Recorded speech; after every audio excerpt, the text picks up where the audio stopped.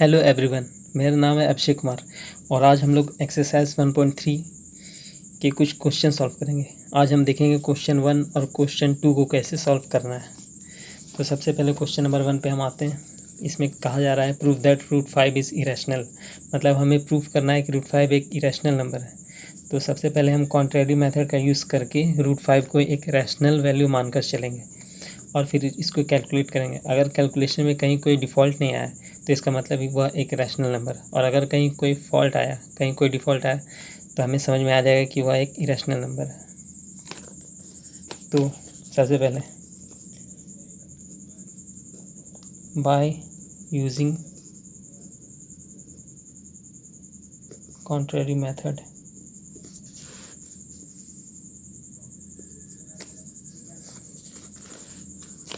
Late root 5 equal to a by b where b is not equal to 0 and a and b are coprime. Coprime number किसे कहते हैं? कोई ऐसा दो value जिसको divide करने पर HCF का वैल्यू सिर्फ 1 आए, उसे कोप्राइम नंबर कहते हैं। जैसे कि 3/4 कोई दो नंबर है, इसका अगर हम HCF निकालेंगे तो इस दोनों का HCF 1 ही आएगा, तो ये दोनों कोप्राइम नंबर है। मतलब इसको हम और काटने के लिए कोई दूसरा नंबर यूज़ नहीं कर सकते, ये सिर्फ 1 से ही कटेगा और किसी दूसरे से नहीं कटेगा, उसे हम कोप्राइम नंबर कहते हैं। तो हम मानकर चल रहे हैं रूट 5 एक रैशनल नंबर है, तो root 5 equal to a by b where b is not equal to 0 and a and b are coprime number. अब 5 को इधर ले जाएंगे लेफ्ट हैंड साइड पे, root 5 b equal to a। अब दोनों को स्क्वायर कर देंगे, स्क्वायरिंग ऑन बोथ साइड, तो ये हो जाएगा 5b square equal to a square, या फिर इसको हम ऐसे भी लिख सकते हैं a square equal to 5b square. अब 5 को हम इधर नीचे ले जाएंगे, b square equal to a square by 5। इस इक्वेशन से हमें पता चल रहा है कि a square is divisible by 5 bye theorem 1.1। Theorem 1.1 पे हम देखे थे कि if a square is divisible by 5, अगर a स्क्वायर 5 के डिविजिबल है तो a भी 5 के डिविजिबल होगा, जो हमारा थ्योरम 1.3 बतला रहा था। If a square is divisible by 5 then a is also divisible by 5।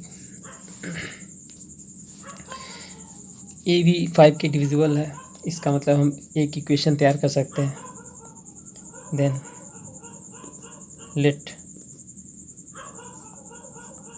Equal to 5c, इसे हम ऐसे भी लिख सकते हैं c equal to a by 5, जो कि हम प्रूफ कर चुके हैं कि a 5 के डिविजिबल है।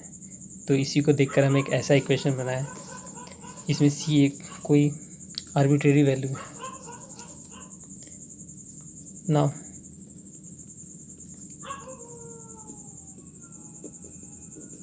Squaring on both side, a square equal to 5c का होल स्क्वायर, तो ये हो गया a स्क्वायर का a स्क्वायर ही है, 5 5 Z 2 25 c स्क्वायर। और यहाँ पे हम मान चुके थे a square equal to 5b square, इसे इक्वेशन 1 लिखते हैं। From equation 1, equation a square equal to 5b square, तो a स्क्वायर की जगह 5b स्क्वायर लिखते हैं। b square 25 c square, 5 25 cut गया 5 b square equal to 5c square. तब हम इसको इस तरह से भी लिख सकते हैं, c square equal to b square by 5। That means b square is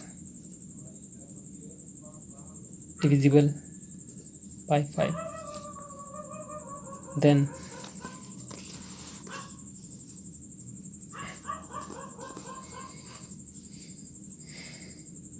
by theorem 1.5 b is also divisible by 5। अब हम तो ये देख चुके कि a भी मेरा 5 से डिविजिबल है और b भी 5 से डिविजिबल है। Since a and b both are divisible by 5, but it is given that a and b are co-prime।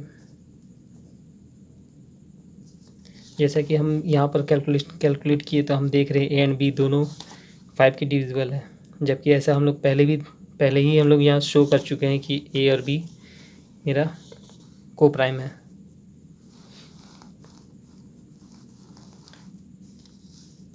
ए और बी दोनों को प्राइम है, तो दोनों एक साथ पे पॉसिबल नहीं हो सकता।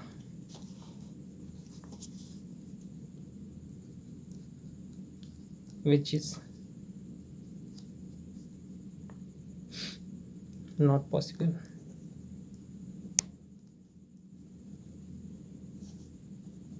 at one situation। एक सिचुएशन पे दोनों का होना पॉसिबल नहीं है। So √5 is irrational number. तो ये क्वेश्चन हम सॉल्व कैसे किए, यहाँ पर हम सबसे पहले कॉन्ट्ररी मेथड यूज़ किए और फिर √5 को a/b मानकर चले, रैशनल नंबर मानकर चले, where b is not equal to 0 और a और b को प्राइम है। दैट मीन्स ऐसा नंबर जिसका HCF 1 हो। अब √5 b इक्वल टू a किए, फिर दोनों को स्क्वायरिंग किए, तब 5b square equal to a square हुआ। फिर उसको a square by 5b square भी लिख सकते हैं। फिर 5 को इधर ले गए अदर साइड पे, तो b square equal to a square by 5 हुआ, जिससे कि पता चला कि a square is divisible by 5। अब थ्योरम 1.3 से हमें पता है कि अगर ए स्क्वायर 5 के डिविजिबल है तो ए भी 5 के डिविजिबल होगा। उसके बाद फिर जब ये इक्वेशन मेरा बनकर तैयार हो जा रहा है, फिर ए जो है 5 के डिविजिबल है, तो अदर साइड पे हम एक दूसरी वैल्यू लेकर चल रहे हैं, मानकर चल रहे हैं, तो ए इक्वल टू 5 भी एक वैल्यू लिए। फिर उसका स्क्वायरिंग किए तो मेरा सामने आया a square equal to 5c square, a square equal to 25c square. From equation 1 a square का वैल्यू हम डाल दिए, ए स्क्वायर का जो वैल्यू हम निकाले थे a square equal to 5b square, उसे हम यहाँ डाल दिए 5b square equal to 25c square. फिर 5 कट गया, b square equal to 5c square.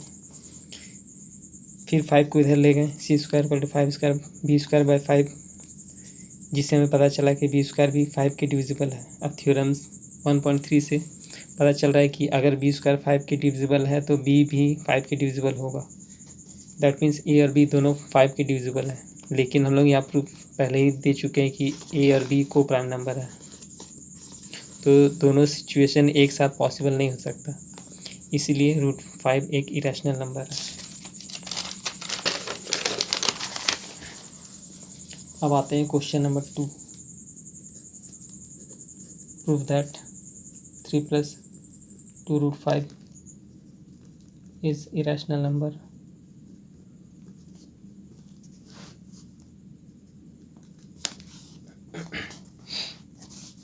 यहाँ भी हम कॉन्ट्ररी मेथड का ही यूज़ करेंगे।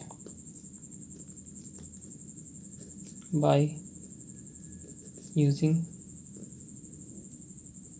contrary method, let 3 + 2√5 equal to a by b where b is not equal to 0। अब हम इसको इस तरह से लिख सकते हैं, 3 को राइट साइड पे भेज देंगे, 2√5 equal to a by b -3। अब 2 को राइट साइड पे भेजेंगे, √5 equal to 1/2 a by b -3। अब जाकर ये हो जाएगा a/2b -3/2। 1/2 को ब्रैकेट खोल के इसको दोनों के साथ मल्टीप्लाई कर दिए। अब जैसा कि हम जानते हैं, एक रैशनल नंबर का दूसरे रैशनल नंबर के साथ जब एडिशन होता है तो जो रिजल्ट आता है वो भी रैशनल नंबर ही होता है। 2 रैशनल नंबर को अगर आपस में सब्ट्रैक्ट करेंगे तो जो वैल्यू आएगा वो भी रैशनल नंबर ही आएगा। 2 रैशनल नंबर को अगर हम आपस में मल्टीप्लाई करें तो जो वैल्यू आएगा वो भी रैशनल नंबर ही आएगा, और 2 रैशनल नंबर को अगर आपस में हम डिवाइड करें तो जो वैल्यू आएगा वो भी रैशनल नंबर ही आएगा। तो यहाँ पे a/2b -3/b है। a/b हम जानते हैं रैशनल नंबर है, और रैशनल नंबर के डिनोमिनेटर पे अगर कोई वैल्यू हम मल्टीप्लाई करेंगे तो जो वैल्यू आएगा वो भी रैशनल नंबर ही होगा। जैसे 2/3 एक रैशनल नंबर है, अब डिनोमिनेटर के साथ हम कोई 3 से ही मल्टीप्लाई कर दिए, 2/3, ये भी रैशनल नंबर ही होगा। तो a/b भी एक रैशनल नंबर है और 3/2 भी एक रैशनल नंबर है। दैट मीन्स इसका जो रिजल्ट आएगा वो भी रैशनल नंबर ही होगा, √5 इक्वल टू रैशनल नंबर। जबकि इससे पहले के क्वेश्चन में हम प्रूव कर चुके हैं कि √5 एक इरेशनल नंबर है। So √5 is not equal to rational number since √5 is irrational number. तो √5 तो इरेशनल नंबर है, दैट मीन्स ये रैशनल नंबर नहीं हो सकता। thus 3 + 2 √5 इक्वल टू irrational number। Thank you.